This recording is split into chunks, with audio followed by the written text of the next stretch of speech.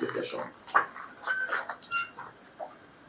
Article 165, Sub-Article 3 and Sub-Article 4 of the Constitution provide for empanelment of benches of an even number of judges as follows. Permit me not to go through that. In dealing with the above issue, courts have taken two diametrically opposite positions. One of them being that the assignment of judges is a constitutional duty which can only be undertaken by the Honorable Chief Justice. As such, the Honorable DCJ cannot assign judges under Article 165, Sub-Article 4 of the Constitution. The other position posits that although the duty to assign judges is provided for in the Constitution, its implementation is administrative, and that duty can be undertaken by the Honorable DCJ. In Kenya Medical Research Institute versus AG, which was a 3-judge bench of this court, held as follows. They quote paragraph 37. Therefore, by empaneling this bench, the Chief Justice was carrying out his constitutional mandate as opposed to similar functions under the former Constitution, which were hinged on the constitutional provisions and were merely administrative. End of quote. In Leina, Conchela, and others, which was a 5-judge bench of this court, the court went ahead and described the role of the Chief Justice under Article 165(4) as constitutional as opposed to a merely administrative function. It also said it is our view that a constitutional mandate of the CJ can be judicial, administrative, or political, and the current Constitution does not indeed state that the Chief Justice is the head of the judiciary which embodies all these functions. The learned judges in that empaneled bench then found that the constitutional mandate exercised by the CJ under 165(4) of the Constitution is an administrative function. The court also elaborately dealt with the issue as to whether such an administrative function could be undertaken by the Honorable DCJ, and in the end, the court rendered itself as follows. The court, paragraph 78, it therefore our finding that constitutional function of the CJ to assign benches under Article 165(4) being an administrative function can be performed by the Deputy Chief Justice when the Chief Justice is for good reason and unable to perform. End of quote. The petitioners in these matters also cited the decision in Okoiti versus JSC and another, which is Constitutional Petition number A408 of 2020, as addressing the position that the assignment of judges is a constitutional mandate and the sole preserve of the Honorable the Chief Justice. The decision was delivered by yours truly, who is part of this expanded bench. We have carefully considered the said decision. One of the issues therein, which may be said to have a bearing on this matter, was whether the Honorable CJ could rely on Section 5, Subsection 4 and Subsection 5 of the Judicial Service Act to authorize the Honorable DCJ to serve as the acting Chief Justice when the Chief Justice was proceeding on leave pending retirement until when a succeeding Chief Justice was appointed. As the matter did not deal with the nitty-gritties of the aspect of assigning of judges, but rather the constitutionality of the actions of the CJ who was exiting service, we respectively find that the issue is not at par with what is under consideration in this instant application. The same decision is hence distinguishable. Returning to the matter at hand, it is imperative to look at the various terms which come to play in this matter, including the executive actions as well as judicial actions. We have gone through that. I do not think there is need for me to read all that. It's in the ruling, and I proceed to state that from the above discourse, we do not find any difficulty in affirming the position that a constitutional mandate of the Honorable Chief Justice can be judicial, administrative, or political. We further find and hold that the constitutional mandate exercised by the Honorable Chief Justice under Article 165, sub-article 4 of the Constitution, is a constitutionally administrative function. We shall now consider whether the function of the Honorable Chief Justice under 165, sub-article 4 of the Constitution, can be performed by the Honorable DCJ. Article 161 of the Constitution establishes the office of the Chief Justice as the head of the judiciary, and that of the Deputy Chief Justice as the Deputy Head of the judiciary. Article 163 of the Constitution creates the Supreme Court and designates the Honorable Chief Justice as the President of the Court. The Deputy Chief Justice is to deputize the Chief Justice and is also the Vice President of the Court. Article 171 of the Constitution establishes the Judicial Service Commission, or the JC, as one of the Chapter 15 commissions.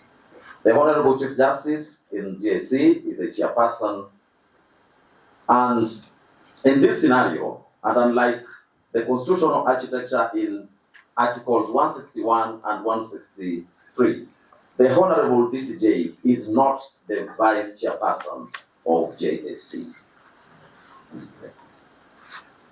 Running alongside the foregoing are the functions of the Chief Justice and the Honorable DCJ as provided for in Section 5 of the Judicial Service Act. The provision states as follows. This is in respect to administration of the judiciary. I do not need to read through all that. I proceed to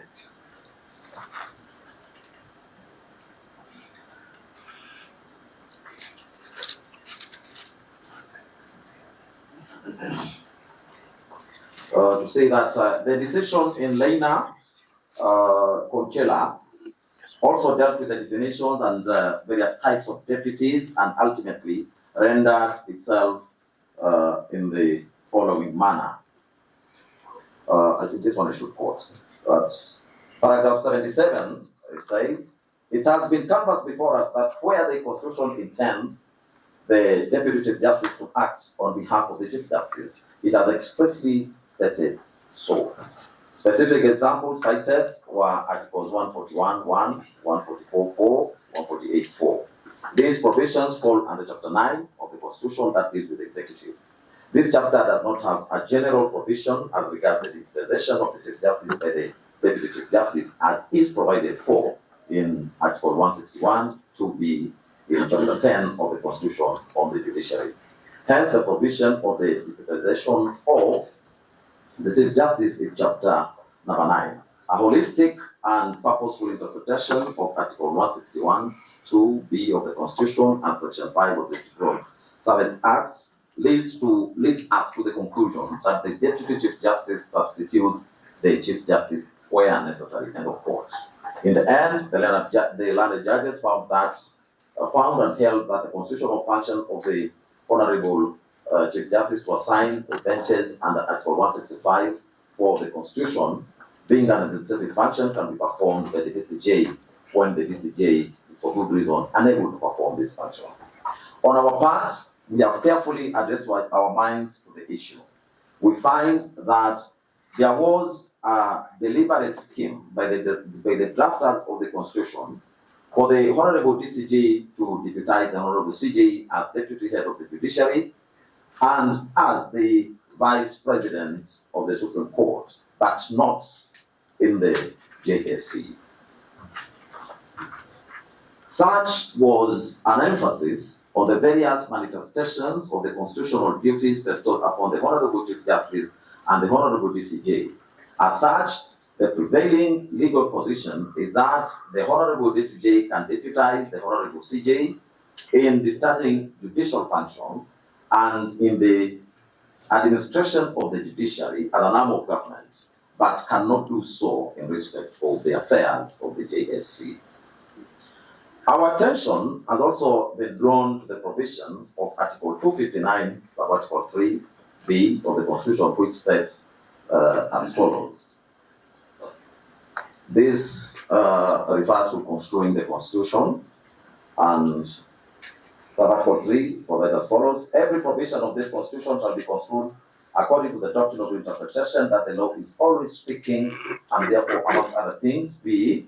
any reference in this Constitution to a state or other public office or officer or a person holding such an office includes a reference to the person acting in or otherwise performing the functions of the office at any particular time. Emphasis, or otherwise performing the functions of the office at any particular time. The above provision creates three tiers in which constitutional functions can be exercised. That is, by the substantive office holder, or by a person in an acting capacity, or by a person otherwise performing the functions of the office at any particular time. In our understanding, and against the background of the doctrine as stated, the drafters of our Constitution were deliberate about ensuring that the administration of duties and the application of the constitutional provisions are continuous and seamless, recognizing the necessity for offices and their functions to be performed even in transitional or extraordinary circumstances. Such an interpretation avoids technicalities and vacuums that could disrupt the functioning of state officers or public institutions, thereby promoting administrative efficiency and upholding the principles of constitutional governance.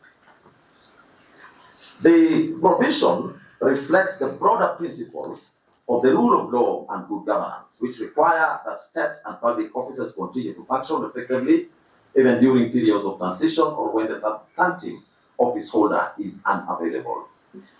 It in turn promotes legal certainty and administrative efficiency by ensuring that all constitutional responsibilities are carried out without disruption. For this reason, the functions of Article 165 sub Article 4 in our view, and in as far as the same relate to the office of the Chief Justice, also includes the Deputy Chief Justice acting in the capacity of the office of the Chief Justice or discharging its functions in an interim, acting or auxiliary role.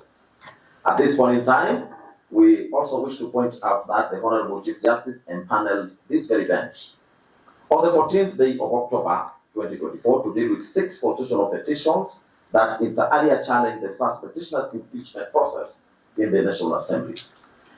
The said petitions are still current. On the 18th of October 2024, the Honorable DCJ empaneled the same bench to deal with constitutional petitions challenging the impeachment of the first petitioner in the Senate. To us, it is beyond peradventure that the Honorable DCJ can assign judges under Article 165 sub Article 4 of the Constitution whenever he or she is discharging any of the constitutional functions on behalf of the Chief Justice. In this case, we do not find any fault in the Honorable DCJ assigning judges to sit in this bench, more so when the Honorable Chief Justice has not raised any red flag. Right. I will deal with a question of other related issues that came up during the submissions on the application. Besides the issue of the benches and panelment by the Deputy CJ, several additional issues have been raised. The bench found it necessary to address these issues so as to ensure both the completeness of the record and finality